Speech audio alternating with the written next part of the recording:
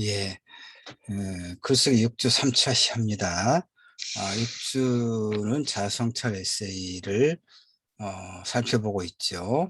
1차 시에는 이제 이론적인 측면, 2차 시에는 장용희 교수님의 서강대 교수로 계셨던 장용희 교수님의 에세이, 음, 하필이면 하필이면 이런 제목의 에세이를 읽고 있었죠. 자,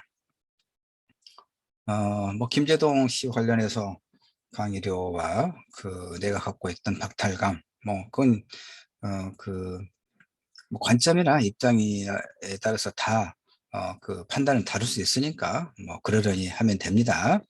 그 다음에 이제 여기서 반전이 일어나요. 그러니까 하필이면 이제 글쓴이는 하필이면 내게는 이런 이제 어떤 장애도 있고 또 뭐 특별히 잘생긴 것도 아니고 그다음에 어떤 재능도 주어져 있는 것이 없고 이런 얘기를 하고 있어요. 음, 그런데 어제 저녁에 초등학교 2학년짜리 조카 아름이가 내게 던진 하필이면은 전혀 그렇지가 않았다. 자, 무슨 얘기냐면요. 길거리에서 귀여운 판다 곰 인형을 하나 사서 아름이에게 갖다 주자. 조카에게 준 거죠. 2학년짜리 조카아이에게. 근데 아름이는 눈을 동그랗게 뜨고 환한 미소를 지으며 그런데 이모, 이걸 왜 하필이면 내게 주는데? 하는 것이었다.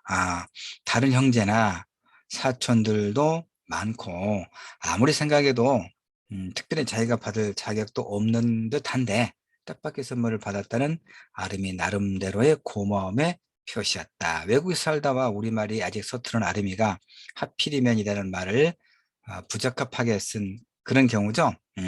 하필이면 다음에는 이제 어떤 부정적인 소수로가 오게끔 되어 있는 거죠. 그런데 아르미처럼 하필이면을 좀 좋은 상황에 갖다 붙이니까 자신의 하필이면도 하필이면 운명도 갑자기 찬란한 빛을 발하기 시작한다는 걸 깨달았다. 내가 누리는 많은 행복이 참으로 가당찮고 놀라운 것으로 변하는 것이었다. 그러니까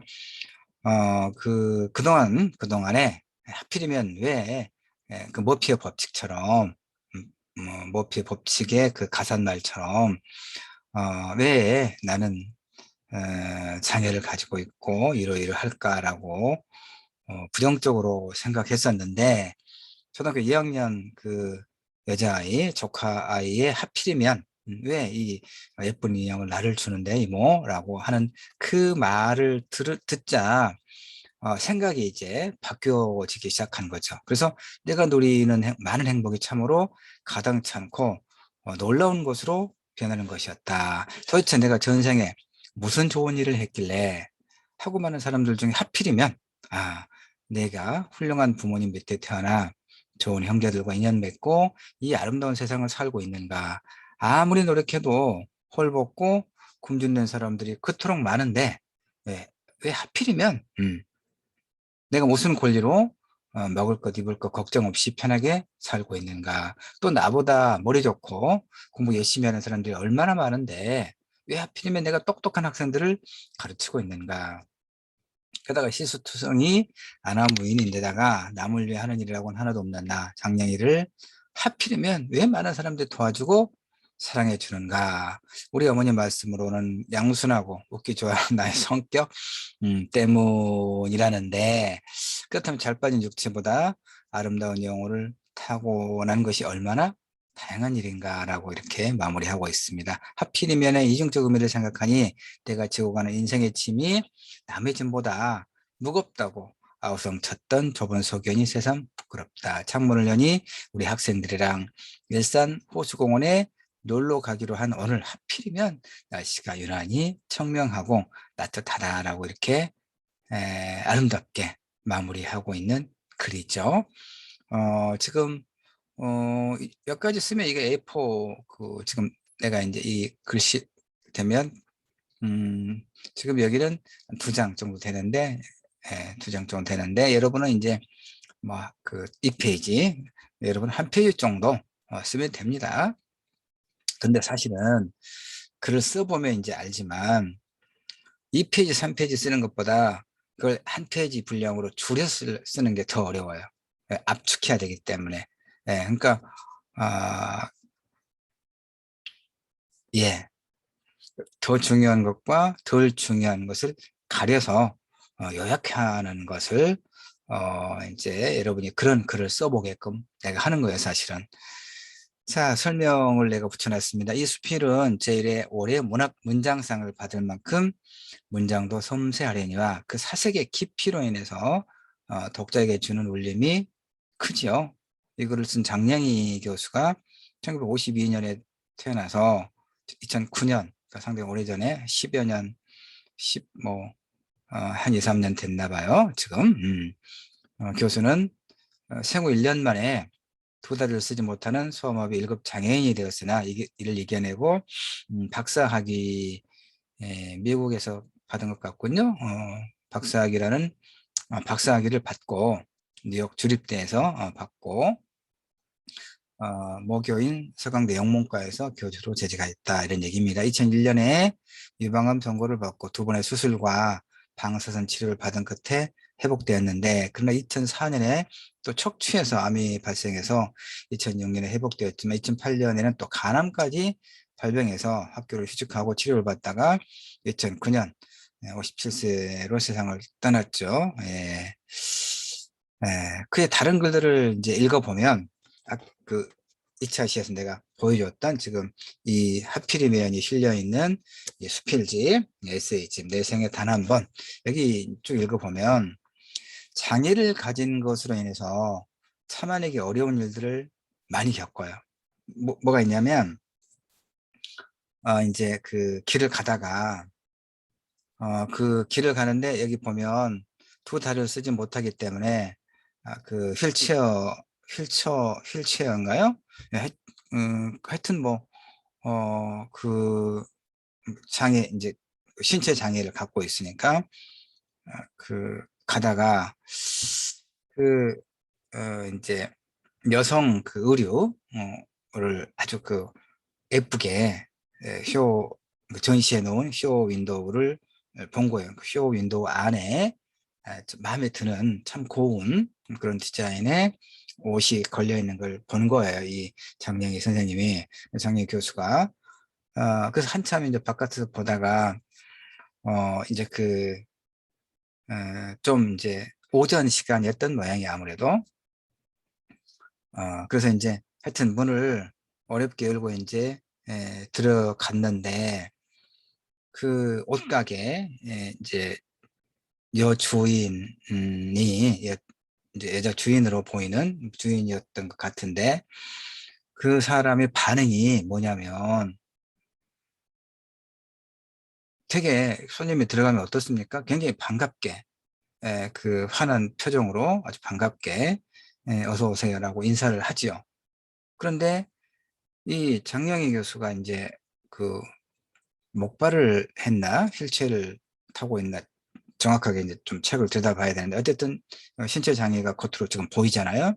문을 열고 들어가니까 목발을 아마 짚었던 것 같기도 하고 어쨌든 그렇습니다만은 그 옷가게 주인 여성이 뭐라고 이 장례 교수한테 했냐면 돈 없어요. 지금 당신에게 지금 거지에게 줄 돈 없다 이거예요. 아직 오전에 장사도 안 해서. 그러니까 이 장례 교수가 깜짝 놀란 거죠. 그런데 내가 그러니까 그런 상황에서 저 옷이 마음에 들어서 한번 둘러보러 왔다. 이런 이야기를 차마 못하고 너무나 당혹스럽고 또 황당하고 어, 슬프고 그런 상황을 부지불식간에 지금 마주하는 거예요. 그 옷가게 주인이 그렇게 그 장례희 교수를 쫓듯이 밖으로 내보내고 그런 다음에 그 굵은 소금을 갖다가 장례희 교수 뒤에다가 이렇게 뿌리면서 재수 없어 라고 했다는 글이 이제 이 책에 실려 있거든요. 그러니까 그 이제 장사하는 분들이 지금은 뭐 그러지 않을 건데 나 어렸을 때만 해도 그런 이야기들 많이 들었어요. 그러니까 그 재수 없으니까 액땜을 한다고 해서 그 소금을 이렇게 뿌리는 거죠. 그러니까 그 옷가게 여주인은 이 장영희 교수를 그러면 그 동정을 구하러 온 거린으로 본 거죠. 장애를 갖고 있었기 때문에. 이렇게 얼마나 기가 막혔겠어요, 장영희 교수가. 어, 그래서 이제 이런 식으로 그러니까 장애를 갖고 있다는 그 하나만 가지고 하나로 여러 가지 어떤 편견과 그 배제, 이런 폭력적인 어떤 그 경험을 많이 했던 분이란 말이에요. 그럼에도 불구하고 이분의 글은 이렇게 그 지금 하필이면이라고 하는 이 글을 우리가 지금 쭉 읽어봤잖아요. 짧은 분량의 글임에도 불구하고 그 생각의 어떤 그 초등학교 3학년인가 그 조카 아이의 그 말을 듣고 난 다음에 하필이면 왜 나는 장애를 가지고 있고 이러이러한 어려움을 겪고 사는가 하는 부정적인 어떤 정념이 생각을 바꿔서 내가 전생에 무슨 복이 있었길래 이렇게 좋은 훌륭한 부모님과 좋은 형제들 속에서 그다음에 이렇게 훌륭한 학생들을 가르치면서 많은 사람들의 도움을 받으면서 먹을 것 입을 것 걱정 없이 이렇게 잘 살고 있는 걸까라고 굉장히 고마워하고 있죠. 자기 삶을. 이런 글을 보면. 자, 그 얘기입니다. 이렇게 그의 다른 글들을 읽어보면 장애를 가진 것으로 인해서 참으려기 어려운 일들을 겪었는데 그럼에도 불구하고 하필이면 왜 내게 그런 장애를 갖게 했는지를 원망하기보다는 원망했죠. 원망을 많이 하죠. 그러나 이제 원망보다는 그 생각을 바꾸는 거예요. 도대체 내가 전생에 무슨 좋은 일을 했길래 하고 많은 사람들 중에 하필이면 아까 얘기했던 거 내가 훌륭한 부모님 밑에 태어나 좋은 형제들과 인연을 맺고 이 아름다운 세상을 살고 있는가 하면서 감사하고 있음을 알 수 있죠. 바로 이런 면에서 우리는 긍정의 힘을 깨닫고 자기를 돌아보며 반성하는, 그래서 삶을 견딜 수 있는 것으로 여기게 만드는 그런 측면이 있지요. 그래서 이제 여러분에게 이 6주차에 우리가 5주차의 자기소개서와 관련된 이론을 공부를 하고 실제로 써보는 연습을 했고 6주차에는 이제 자아성찰 연결해서 자아성찰 에세이가 어떤 종류의 글인가, 그 다음에 자아성찰 에세이를 하나의 예를 이제 들어서 읽으면서 자아성찰 에세이라고 하는 것이 어떤 글이구나. 그래서 이제 여러분도 하나의 과제로서 자아성찰 에세이를 6주차에 써서 한번 내보자. 이런 얘기입니다. 의도를 잘 알겠죠, 여러분? 그래도 알아도 실제로 글을 쓰려면, 어렵죠? 쉽지 않습니다. 나도 늘 글을 읽고, 글을 쓰고, 글을 가르치지만, 책상에 앉아서 뭔가 글을 쓰려면, 생각도 많이 해야 되고 또 다양한 종류의 책도 늘 가까이 두고 읽어야 되고 또 참고하면서 근데 가장 중요한 것은 뭐냐면요, 실제로 책상 앞에 앉아서 이제 요즘에 뭐 이렇게 노트에 펜으로 쓰는 경우는 거의 없죠. 물론 이제 사람에 따라 다를 수는 있습니다만 저는 오래전부터 그 실제로 그 노트나 이런데 펜으로 글을 쓰는 게 잘 안 돼요. 네. 컴퓨터 앞에 딱 앉아야 글이 문장이 연결이 되더라고요.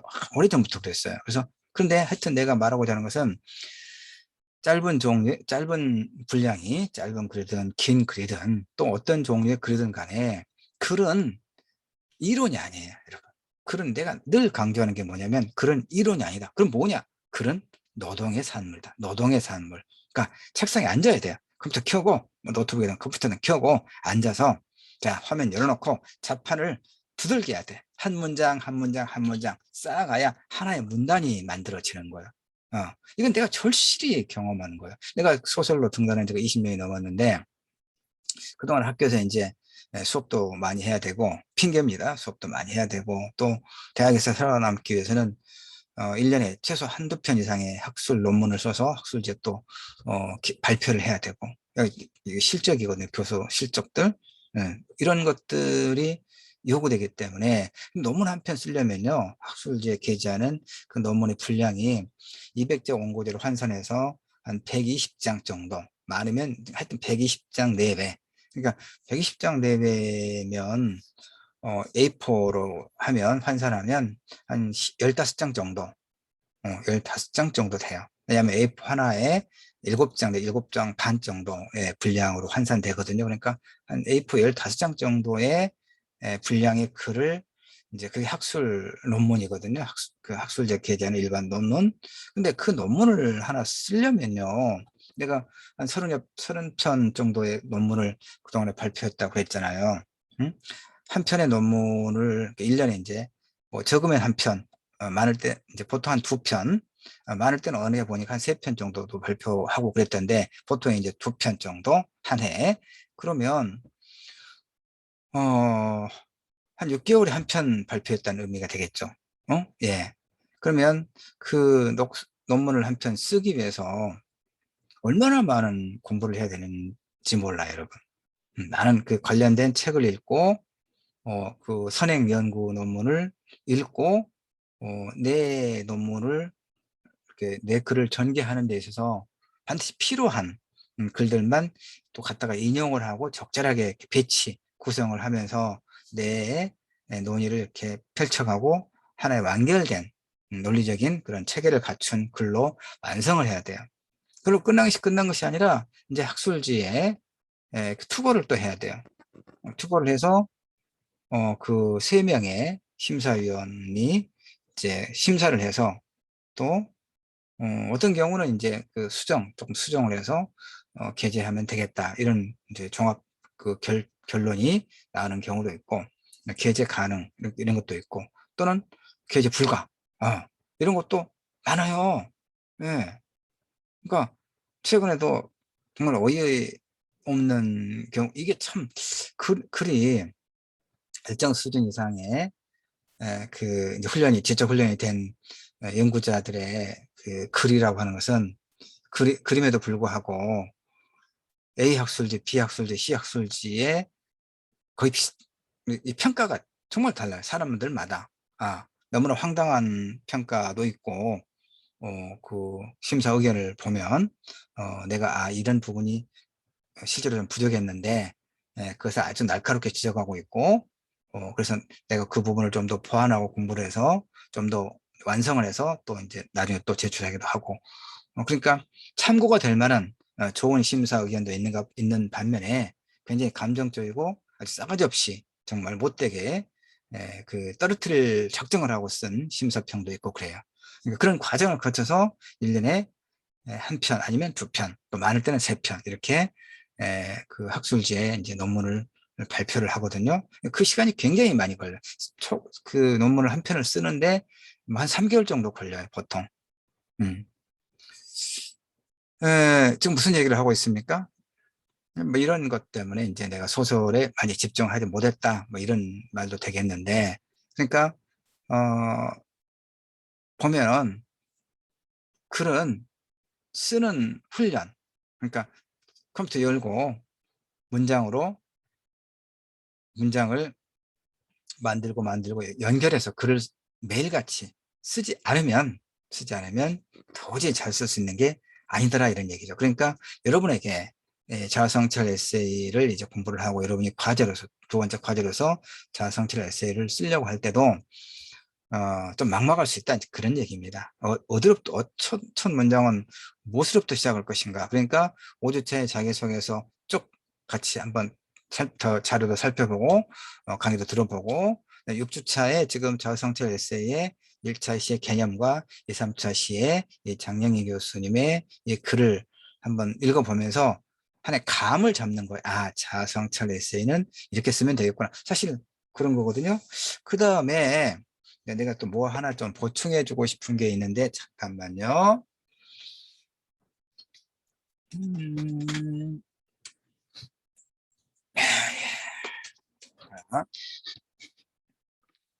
예. 설명해 주고 싶은 게 하나 있어요. 그 수필의 문제가 있어요. 수필이라고 하는 것이 지금 우리가 문학 시간은 아니지만 자성찰 에세이가 미셀러니 수필 에세이, 그러니까 문학적인 글이에요. 사실은 이 자성찰 에세이는 문학적인 글에 굉장히 가까운 그런 수필은 문학이에요. 사실은 문학의 하위 장르단 말이에요. 그러니까 우리가 지금 자성찰 에세이라고 하는 에세이, 자성찰 에세이라고 하는 하나의 수필을 지금 쓰는 거잖아요. 그래서 문학적인 글이 의도하지 않게 그렇게 됐는데, 지금 내가 이야기하고자 하는 것은 뭐냐면 수필이 가지고 있는 장점과 단점 간략하게 이야기를 좀 보충을 해줄게요. 무슨 이야기인고 하니 그 수필이라고 하는 것은 그 수필의 성격상 추악한 현실을 들추어내거나 철저하게 불행한 인물을 그려내거나 절망적 상황을 제시하는 글은 아니에요. 지금 우리가 이 정영희 교수의 하필이면이라고 하는 짧은 글을 읽었죠. 그 글에서 그 글이 그렇게 있죠. 그러니까 수필의 독자는 생활의 활기를 되찾을 만한 약간의 자극은 허용하지만 몸 전체를 바짝 긴장시킬 만큼의 큰 자극은 부담스러워해요. 수필의 장점은 뭐냐? 이거예요. 정신적 휴식을 제공해주고 심리적 안정을 제공해 주는데 수필의 장점이 있어요. 이 정영희 교수의 이 글은 하필이면이라고 하는 글은 바로 그런 수필의 장점에 아주 부합하는 그런 글이죠. 그러니까 예전에 한참 유행했던 아프니까 청춘이다, 아프니까 청춘이다와 같은 소위 힐링류의 글들이 많은 독자를 확보하고 있는 현실은 바로 그러한 사정을 증명해요. 그러니까 수필은 위로가 필요할 때 자신과 주위를 돌아볼 수 있는 여유를 주는 그런 종류의 글이에요. 수필은 사람들에게 현실에 대한 애정을 갖게 하거나 현실을 견뎌낼 힘을 주는 거죠. 지금 이 하필이면이라고 하는 수필이, 에세이가 딱 거기에 들어맞죠. 장애를 가지고, 소아마비 장애를 가지고 있고, 그것 때문에 여러 가지 수모를 겪었고, 또 실제로 생활에 불편을 겪었던, 음, 음, 그래서 하필이면 왜 나는, 다른 사람들은 건강한데, 왜 나는 장애를 가지고 뭐 이렇게, 그, 불편하고, 때로는 억울하고, 내가 무슨, 전생에 무슨 죄를 많이 지었길래, 이렇게 사는가라고 하는 부정적인 정념을 갖고 있다가 초등학교 3학년 조카 아예 그 판다곰 선물 주니까 왜 이모 왜 나를 주는데? 라고 하는 그 말을 계기로 자신의 삶을 긍정적으로 생각하기에 이르는 거죠. 현실을 견뎌낼 힘을 주는 것이죠. 이 글을 읽는 독자들 역시 다 장애를 갖고 있는 건 아니지만 나름대로의 그 어떤 어, 여러 가지 어려움은 다 있으니까 고작은. 근데 이런 글을 통해서 우리는 위로를 받죠. 그리고 현실을 견뎌낼 힘을 주는 거죠. 아, 이런 사람들도 잘 살아냈는데, 그런 어려움을 이겨냈는데, 이렇게죠? 이렇게. 그런데 이제 문제는 뭐냐면, 이 글이, 이제 이 장량희 선생의 글이 대표적으로 또 그런데, 대부분의 수필에서 현실에 대한 냉철한 판단이나 부조리한 상황을 개선하려는 의지를 발견하기는 쉽지 않아요. 그렇죠? 그러니까 이 장애를 갖고 있는 여성에게 가해지는 그런 편견과 폭력이라고 하는 사회적 부정, 그다음에 그런 사람들의 어떤 그 편견에 대해서 비판적으로 보면서 왜 그런 편견이 우리 사회에 가득 차 있는 것일까에 대한 질문을 하고 있지 않지요, 이 글은. 음. 모든 글이 그래요. 이 장영희 교수의 글들을 보면. 그러니까 다시 말해서 수필의 긍정은 뭐냐면 현실을 바꿈으로써 생기는 게 아니죠. 하필이면이라고 하는 그 반전의 계기는 현실을 바꿈으로써 생긴 게 아니었죠. 그럼 뭐예요? 현실을 대하는 나의 태도를 바꿈으로써 부정적인 정념에서 긍정적인 인식으로 바꿔진 거죠. 하필이면이라고 하는 것이. 여러분 이해되죠? 그러니까 이런 긍정은 많은 경우에 현실 개선의 의지를 꺾거나 사회 구조의 문제를 자기 자신의 그 탓으로 여기게 되는 잘못을 낳기가 쉬워요. 아프니까 청춘이다와 같은 경우가 대표적이죠. 음. 그럼에도 불구하고 이 수필 에세이의 매력은 돌아보는 아름다움, 현재 안정을 전제로 한 아름다움, 따라서 과거가 현재의 위안이 되는 아름다움이 있는 것은 분명해요. 그래서 여러분도 이제 성찰 에세이를 쓸 때, 자, 오늘의 시점에서 지금까지 성장하는 과정에서, 살아왔던 과정에서 자신이 겪었던 어떤 어려움, 그걸 극복해내서 일정한 성취를 했던 경험을 토대로 지금의 내가 있게 했던 그런 지난 시간들 중에서 의미 있는 일을 한두 개를 가지고 어, 이야기를 전개해 나가면서 자기를 한번 돌아보는 거죠. 그러면서 자신의 어떤 앞으로의 삶에 대한 어떤 긍정적 전망 한번 해보자, 이런 이야기입니다. 예, 여기까지 해서 6주차 자성찰 에세이와 관련된 이야기는 모두 마치도록 하겠습니다. 6주차는 두 번째 과제 자성찰 에세이를 내는 것이고, 이건 우리 클래스에도 안내를 하고 단톡방을 통해서도 안내를 하고 또 따로 그렇게 하겠습니다. 고맙습니다.